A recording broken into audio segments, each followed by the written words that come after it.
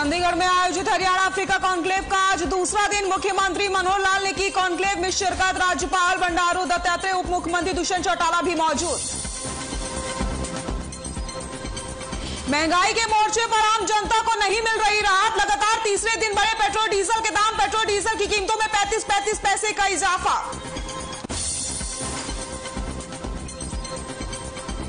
ग्यारह महीने से बंद टिकरी बॉर्डर को खोलने की तैयारी। सड़क से हटाए जा रहे बैरिकेड्स। किसानों ने की अपनी सहमति।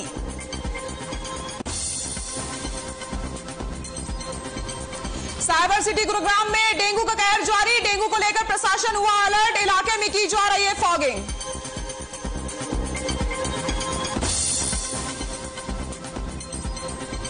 टोहाना में हर खबर की खबर का हुआ जबरदस्त असर। दूध पनीर के लिए गए सैंपल। हर खबर में प्रमुखता से दिखाई थी खबर।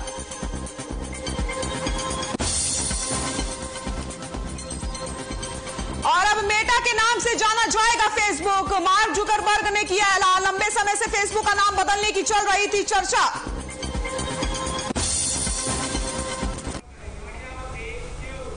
नमस्कार, हर खबर हरियाणा में आप सभी का स्वागत है। मैं हूं आपके साथ शशि शुक्ला। बुलेटिन की शुरुआत करते हैं बड़ी खबर के साथ। पानीपत से आपको बड़ी खबर बता देते हैं। शहर में चोरों का आतंक लगातार जारी है। पानीपत से आपको बड़ी खबर बता रहे हैं, जहां पर कपड़ा गोदाम में चोरी की वारदात को अंजाम दिया गया है। 20 दिन के अंदर तीसरी बार चोरी हुई है।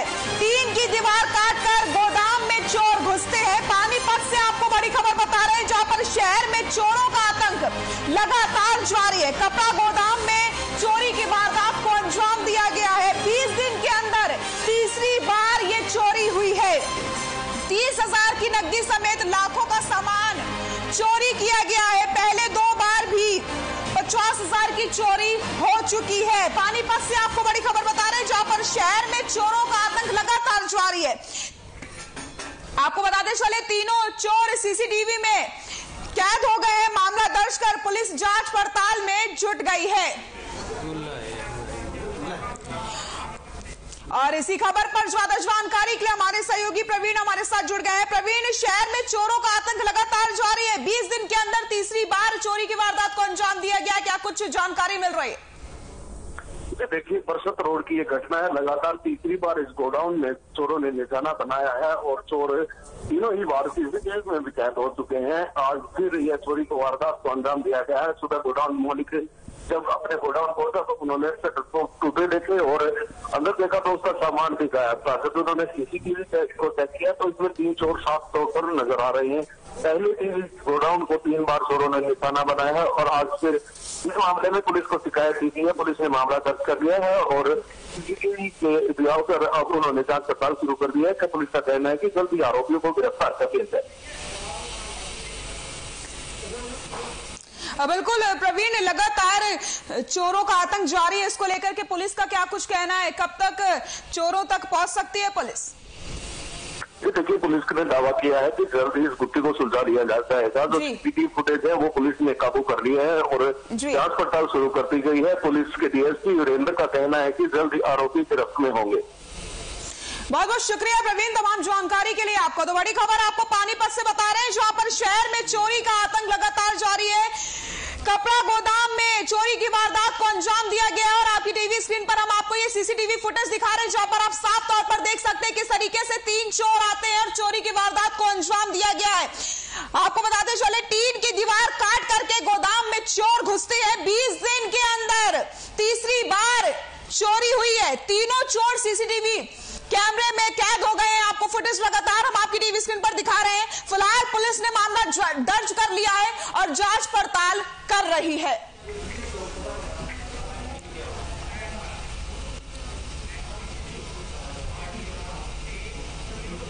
महंगाई के मोर्चे पर आम जनता को कोई राहत नहीं मिलती दिख रही है। दरअसल पेट्रोलियम कंपनियों की तरफ से आज एक बार फिर से लगातार तीसरे दिन पेट्रोल डीजल की कीमतों में बढ़ोतरी कर दी गई है।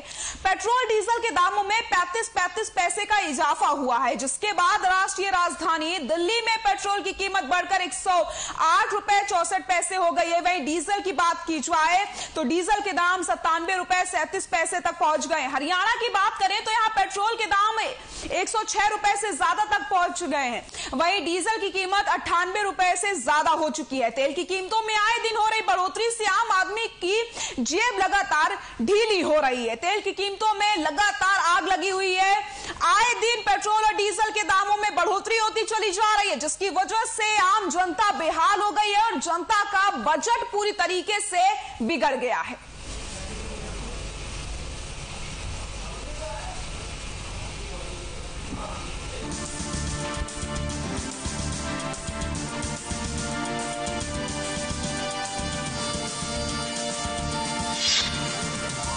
नोएडा की बात की जाए तो पेट्रोल 105 रुपए और 78 पैसे और डीजल 98 रुपए 2 पैसे पहुंच गया है। मुंबई की अगर हम बात करते हैं तो पेट्रोल 114 रुपए 47 पैसे और डीजल 105 रुपए 49 पैसे पहुंच गया है। वहीं लखनऊ की अगर बात करते हैं तो 105 रुपए 56 पैसे पेट्रोल पहुंच गया है। वहीं अगर डीजल की बात करते हैं तो 97 रुपए 83 पैसे पहुंच चुका है। कोलकाता की अगर बात की जाए तो 109 रुपए 12 पैसे पेट्रोल हो गया है। वहीं डीजल की अगर बात की जाए तो 100 रुपए 49 पैसे डीजल पहुंच गया है। वहीं दिल्ली की कीमतें भी आपको बता देते हैं। 108 रुपए 64 पैसे पेट्रोल की कीमत है। 97 रुपए 37 पैसे डीजल की कीमत है। वहीं चेन्नई की अगर बात की जाए तो 105 रुपए 43 पैसे पेट्रोल की कीमत और 101 रुपए 59 पैसे डीजल की कीमत। चंडीगढ़ की बात की जाए तो 104 रुपए 55 पैसे पेट्रोल पहुंच गया है। वहीं 97 रुपए 8 पैसे डीजल पहुंच गया है।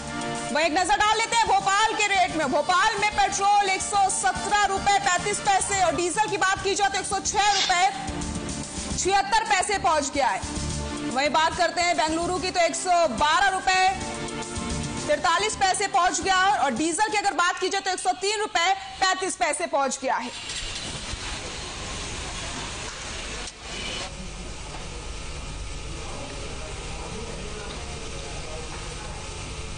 तो पेट्रोल डीजल के दामों में लगातार इजाफा होता चला जा रहा है। आए दिन पेट्रोल और डीजल के दामों में बढ़ोतरी हो रही है।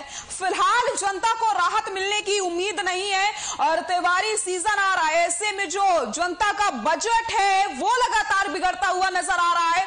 पेट्रोल डीजल की कीमतों में लगातार आग लगी हुई है।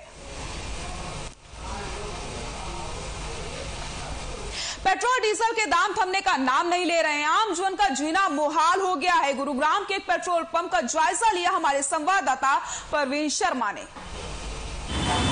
त्योहारी मौसम में जनता पर महंगाई की मार डबल दिखाई देती है, क्योंकि आज भी लगातार 7वें दिन डीजल और पेट्रोल के दामों में इजाफा हुआ है।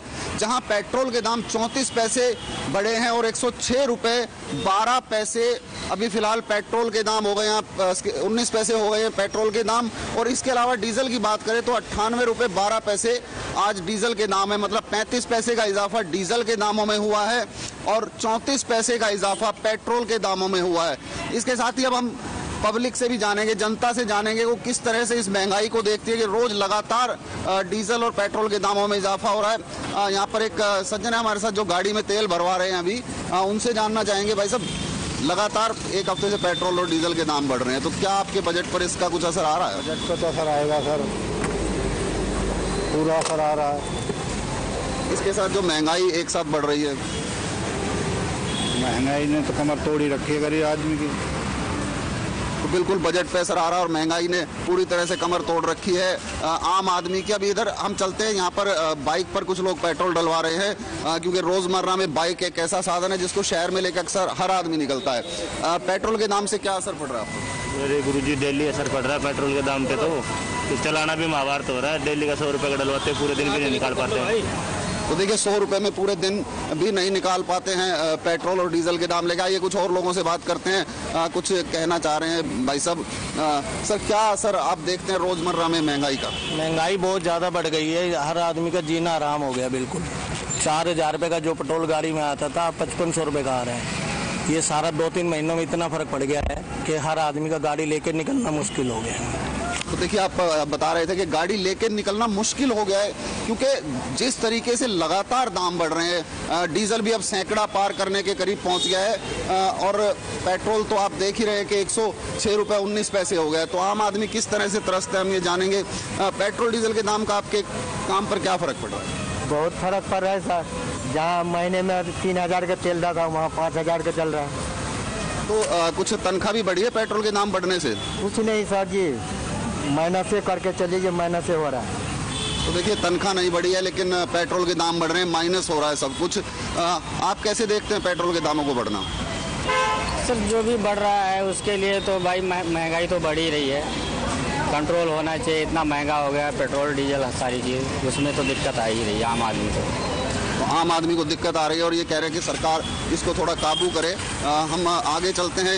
ये भाई साहब जॉब पे जा रहे हैं, शायद ये अपने वर्क पे जा रहे हैं, तो किस तरह से देखते हैं महंगाई को? महंगाई काफ़ी ज़्यादा है। हम ये चाहते हैं मतलब जिस पर GST लाया जाए, वैट को हटा के GST लाया जाए, तो उससे क्या है कि जो भी है 28% ज़्यादा से ज़्यादा GST हो सकता है।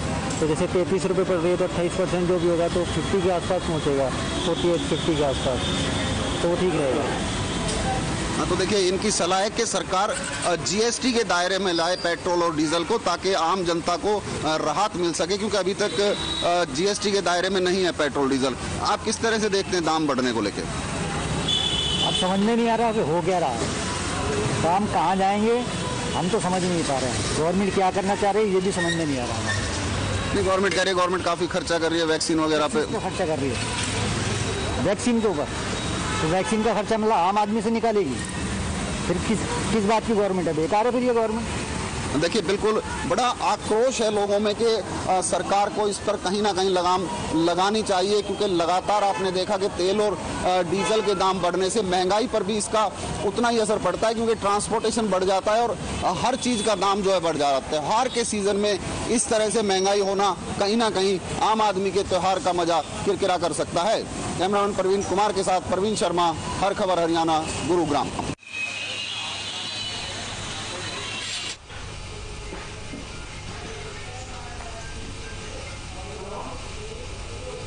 11 महीने से बंद टिकरी बॉर्डर का रास्ता अब खुलने जा रहा है। दिल्ली पुलिस ने बॉर्डर पर लगे बैरिकेड्स को हटा दिया है, साथ ही साथ सड़क के बीचों बीच लगी कीलें को भी हटा दिया गया है। वहीं पुलिस ने जेसीबी से रास्ता भी साफ कराया। आपको बताते चले, किसान 26 नवंबर 2020 से कृषि कानूनों का विरोध कर रहे हैं और इसी कड़ी में किसानों ने टिकरी, सिंघू और गाजीपुर बॉर्डर पर डेला डाला हुआ था, जिसके चलते हरियाणा के व्यापारियों सहित आम जन ने भी रास्ता खुलवाने की मांग की थी और अब पुलिस टिकरी बॉर्डर के रास्ते को किसानों की सहमति से खुलवा रही है।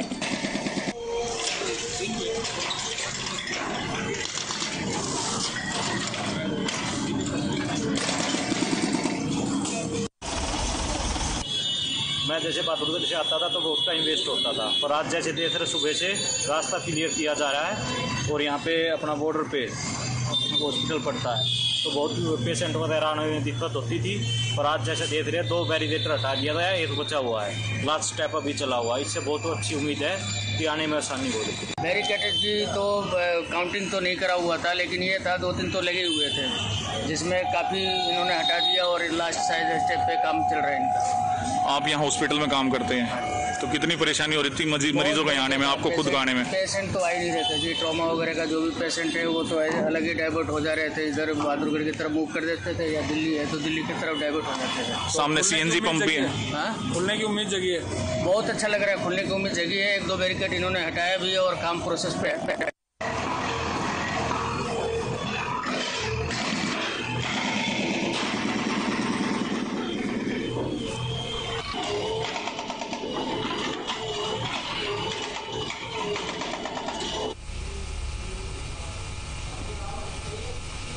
यार रुकते हैं छोटे से ब्रेक के लिए, जल्द हाजिर होते हैं।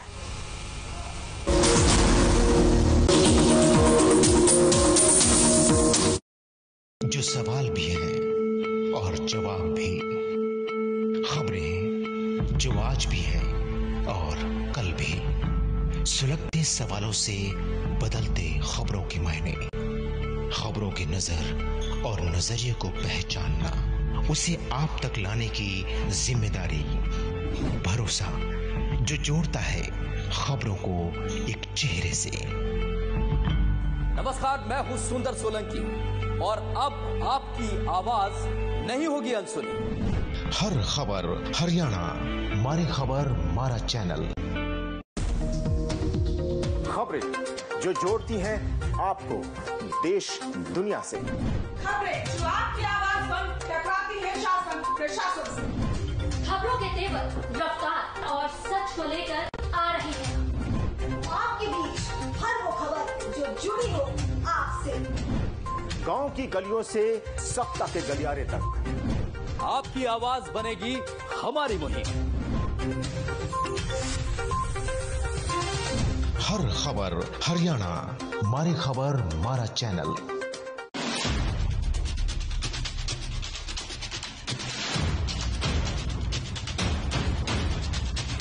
अंधेरे में भी दिखेगी खबरों की रोशनी, क्योंकि मकसद है हर खबर को आप तक पहुंचाना।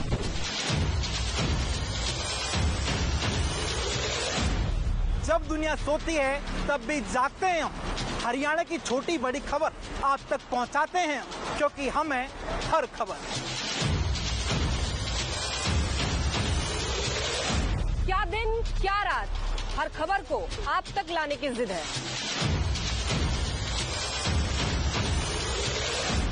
सोती रातों में जागती खबरों की खबर रखते हैं हम। जब सोती है दुनिया तो जागते हैं हम। आपके लिए खबरें खंगालते हैं हम, क्योंकि हम समझते हैं हर खबर है जरूरी। रात के सन्नाटे को चीरती अब खबरें देंगी आपके जहन में दस्तक। देखिए रात का रिपोर्टर सिर्फ।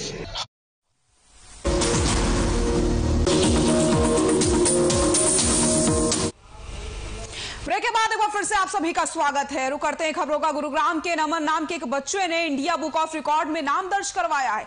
नमन की खासियत यह है कि वो आंख पर काली पट्टी बांधकर किताब पढ़ लेता है।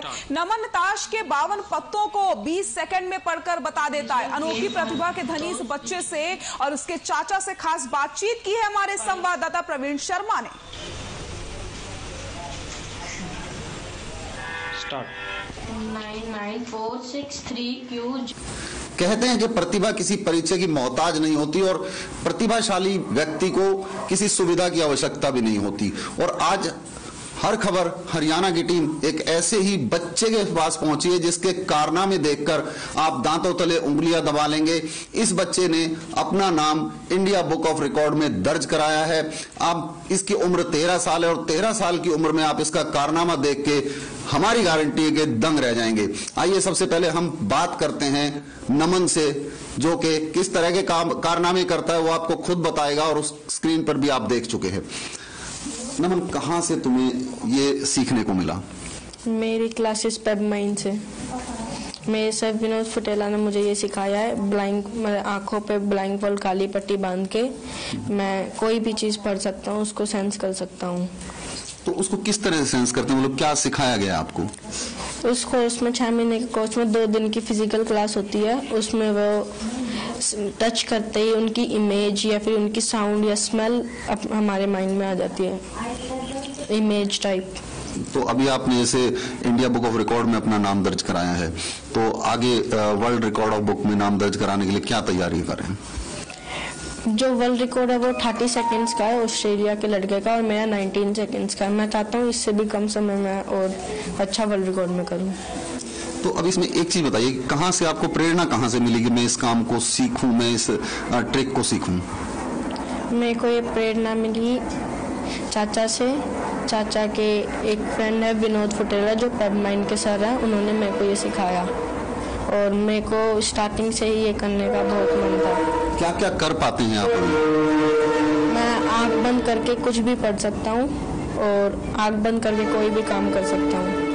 हमारे साथ नमन के चाचा भी हैं जिन्होंने इसको प्रेरित किया इस काम के लिए, तो उनसे ही जानते हैं कि क्या सोचकर उन्होंने कहा कि बच्चा इस तरह का काम करे। आपका नाम?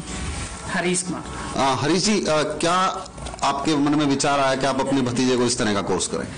देखिए जी, हमारा यही मकसद था, यही कोशिश थी कि जितने भी परिवार के बच्चे हैं वो कुछ अलग करें, कुछ हटके करें, ताकि पूरे परिवार का, सबका नाम रोशन करें, हमारे देश का नाम रोशन करें। और नमन के अंदर जो विलक्षण प्रतिभा थी वो शुरुआत से ही थी कि ये काफ़ी एक्टिव है, हर चीज़ में काफ़ी एक्टिव रहता है।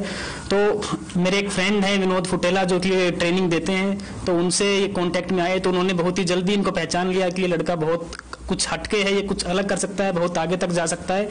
तो उन्होंने बाद में इसको सिखाया कि कैसे इस हुनर को और ज़्यादा तराशा जाए, कहाँ तक, एक नेक्स्ट लेवल तक कैसे लेकर जाए। तो जैसे ही उन्होंने क्लासेस शुरू की, जो नमन का रिस्पॉन्स था वो देख के इसके जो सर हैं विनोद फुटेला, वो खुद भी हैरान थे कि एक बच्चे के अंदर ये गॉड गिफ्टेड टैलेंट है, कितना जल्दी इस चीज़ को कर पा रहे हैं। नमन ने already Asia book of world records के लिए क्वालिफाई कर लिया है, और जो नेक्स्ट टारगेट नमन का है वो Guinness book of world record में अपना नाम दर्ज करवाना है।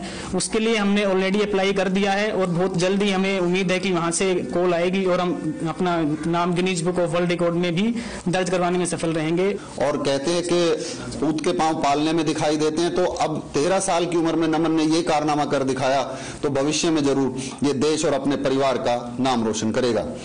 कैमरामैन प्रवीण कुमार के साथ प्रवीण शर्मा, हर खबर हरियाणा। भीमराव अंबेडकर पार्क में गंदगी का अंबार लगा हुआ है। 3 साल से लटका मूर्ति का अनावरण। रेवाड़ी के बावलखंड के गांव हरचंदपुर में भीमराव अंबेडकर पार्क इन दिनों दुर्दशा का शिकार हो रहा है। अंबेडकर पार्क में जगह जगह गंदगी के अंबार लगे हुए हैं, साथ ही साथ पार्क के आसपास के हालात भी कुछ ठीक नहीं है। इतना ही नहीं, गांव हरचंदपुर में बना ये भीमराव अंबेडकर पार्क, जिसमें भीमराव अंबेडकर की प्रतिमा लगाए जाने के बाद भी उसका पिछले 3 सालों से अनावरण नहीं हुआ है।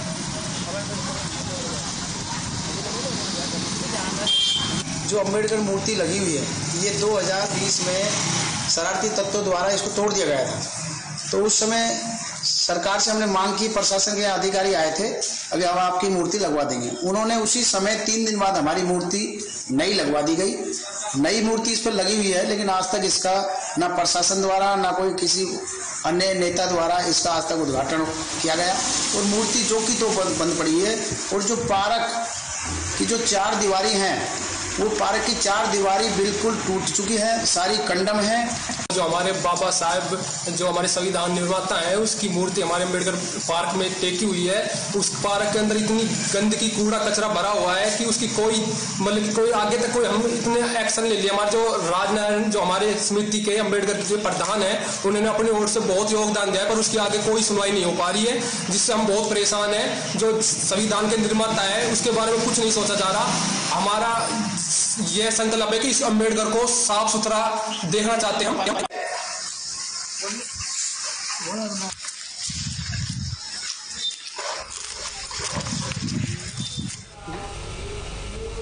रेवाड़ी शहर के दिल्ली रोड पर लोगों ने जाम लगा करके पुलिस लाइन के पास करीब 20 मीटर का टुकड़ा पिछले 1.5 साल से टूटा हुआ है, जिसकी वजह से गड्ढों में फंसकर आए दिन लोगों को चोट लग रही है। साथ ही साथ आसपास घरों में रहने वाले लोगों का धूल मिट्टी के कारण दम घुटने लगा है। जाम की सूचना के बाद रेवाड़ी से कांग्रेस के विधायक चिरंजीव भी लोगों के बीच पहुंचे। इसके अलावा प्रशासन की तरफ से तहसीलदार और मॉडल टाउन के थाना प्रभारी पहुंचे।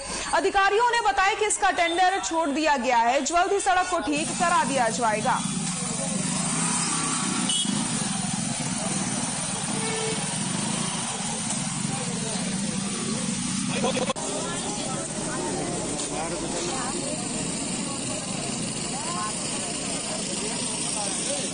अरे ठीक है, बढ़िया काम कर रहे हैं।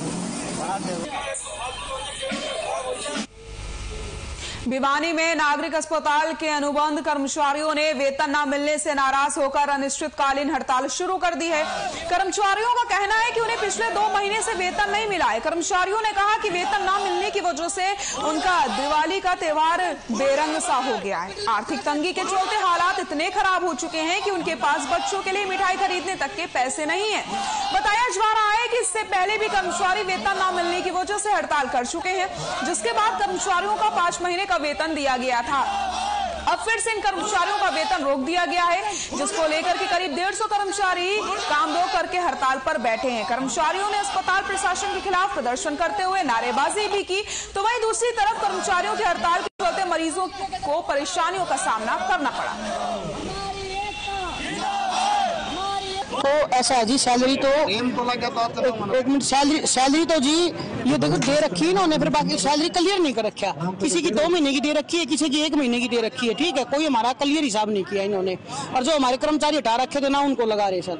और जो पीएफ पिछले ठेकेदार का पीएफ था हमारा अब तक समाधान नहीं हुआ है, वो समाधान भी जी नाम तो हमारी एक समस्या है। एक बार आप अपनी मांगे बताइए कि किन किन समस्याओं को लेकर आज का जो धरना प्रदर्शन, ये जो आज का धरना प्रदर्शन है जी, जो सबसे मेन तो ये है कि जो हटाए हुए कर्मचारी है जो वापस नहीं ले रहे, उसके बाद जो हमारी सैलरी है उसका भी कोई समाधान नहीं हुआ है, ठीक है। और जो भी सैलरी दे रहे हैं उनको टुकड़ों में दे रहे हैं, किसी की 2 दे दी, किसी की 1 दे दी। तो ये समस्या मेन समस्या है कि ये ऐसा किया ना जाए, तो सैलरी दे तो मतलब इकट्ठी दे और सबकी दे।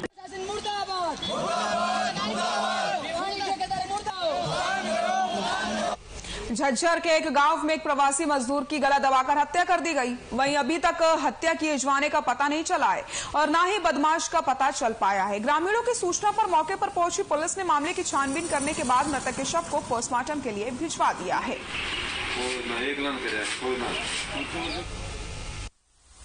ये सब बिहार का है, धान कटाई के लिए आया था महीना पहले और मजदूरी कराया करता, जो इसकी मौत प्रणा का गला घोट के और कर रखी है। इसकी मुकदमा दर्ज कर दिया, तफ्तीश जारी है।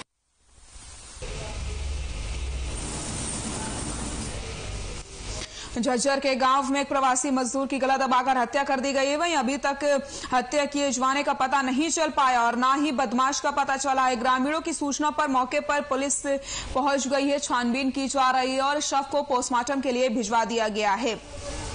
वहीं आपको बता दें मृतक की पहचान शंभू मंडल निवासी बिहार के रूप में हुई है। पुलिस के अनुसार कुछ रोज पहले बिहार प्रदेश का रहने वाला शंभू मंडल यहां झज्जर के गांव भूरावास में धान की कटाई के लिए मजदूरी करने आया था। यहां आए उसे अभी कुछ ही दिन हुए थे। उसका शव गांव भूरावास में ही खेत में चारपाई पर पड़ा मिला है। वहीं पुलिस मामले की जांच पड़ताल में जुटी हुई है। झज्जर से आपको खबर बता रहे हैं जहां पर झज्जर के एक गांव में एक प्रवासी मजदूर की गला दबाकर हत्या कर दी गई है।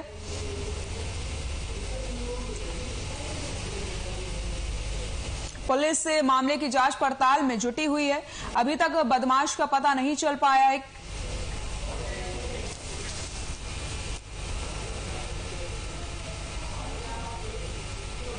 कुरुक्षेत्र के पिपली जीटी रोड के पास देवीलाल पार्क में एक व्यक्ति का शव पेड़ से लटका मिला। सूचना मिलते ही मौके पर पुलिस की टीम पहुंचती है। व्यक्ति की पहचान लाडवा के वार्ड नंबर 1 में रहने वाले गुरनाम सिंह के रूप में हुई है। मौके पर पहुंचे पुलिस अधिकारी जीत सिंह ने बताया कि पार्क में कचरा बिनने वाले एक व्यक्ति ने पुलिस को सूचना दी थी। एक व्यक्ति का शव पेड़ से लटका हुआ मिला है। मौके पर फॉरेंसिक टीम को बुलाया गया है। ये गुरनाम सिंह नाम का व्यक्ति है, लाडवा वार्ड नंबर 1 गुरु गोविंद कॉलोनी का रहने वाला है। तो यहाँ कबाड़ कबूड़ चुगने वाले एक व्यक्ति ने इंटीमेशन दी सदर SHO साहब को कि एक बंदे ने ना यहाँ देवीलाल पार्क के पास फांसी ली हुई है। तो मौके पे आए, हमने मौके पे फोरेंसिक टीम को भी बुलाया।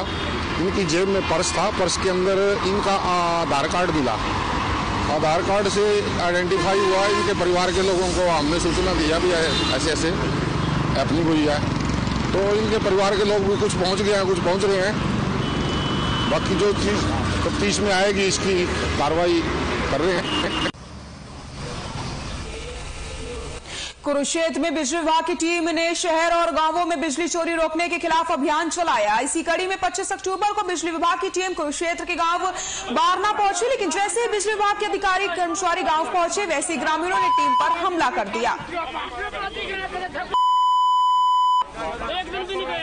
आज 25 तारीख को जैसे हरियाणा सरकार की तरफ से मैसेज आया था, अभी अब चोरी पकड़ने का अभियान चलाया गया था सब डिवीजन लेवल पे। हमारे यहाँ अपने एक्शन ऑपरेशन कुरुक्षेत्र डिवीजन ने जो टीम गठित करी थी, Shri Jaigopal STO sub division number 1 गठित करी टीम में अपने चोरी पकड़ने के लिए पहले ज्योतिसर गए। ज्योतिसर 2-3 दिन चोरी पकड़ी। 7 बजे के लगभग बारने के अंदर एंट्री करी। जैसा कि बारने के अंदर बढ़े, वहाँ अचानक हमारे टीम के ऊपर पूरा हमला बोल दिया। इसी खबर पर ज्यादा जानकारी के लिए हमारे सहयोगी विनोद हमारे साथ जुड़ गए हैं। विनोद, बिजली विभाग के कर्मचारियों में रोज देखने को मिल रहा है कार्रवाई नहीं की गई है, ग्रामीणों ने हमला किया था, क्या कुछ अपडेट मिल रहे हैं? जी मैं आपको बताना चाहूंगा कि ये घटना जिस तरह से ग्रामीण क्षेत्र की है, ग्रामीण क्षेत्र में तकरीबन इस तरह की घटनाएं सुनने को भी मिलती है, क्योंकि गाँव के अंदर बिजली चली की घटनाएं अक्सर होती है। तो ऐसे में बिजली विभाग के कर्मचारी जब भी वहां पर ग्रामीणों को बिजली चोरी रोकने के लिए पहुंचते हैं या उनको पकड़ते हैं तो उनके खिलाफ मामला दर्ज करते हैं या उनके खिलाफ कार्रवाई करते हैं, तो वो उनको ग्रामीणों के आक्रमण को सहना पड़ता है। इस तरह कुरुक्षेत्र के साथ जो गाँव बारना के अंदर जो इस तरह की घटना हुई है, तो उसके बाद गाँव वालों ने जो जिस तरह से उनके ऊपर हमला किया है, उस बात को लेकर वो पुलिस में भी शिकायत की गई और बकायदा विभागीय शिकायत भी की गई।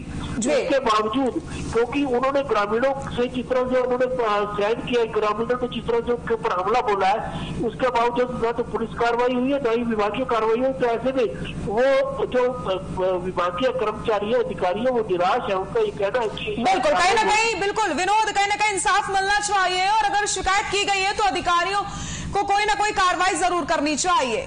बहुत बहुत शुक्रिया तमाम जानकारी के लिए। बुलेटिन में फिलहाल के लिए इतना ही। नमस्कार।